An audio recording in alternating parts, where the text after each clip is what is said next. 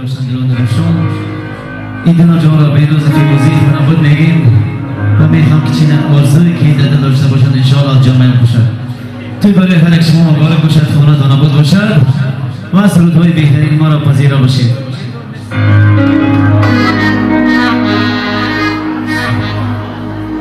دل را بردی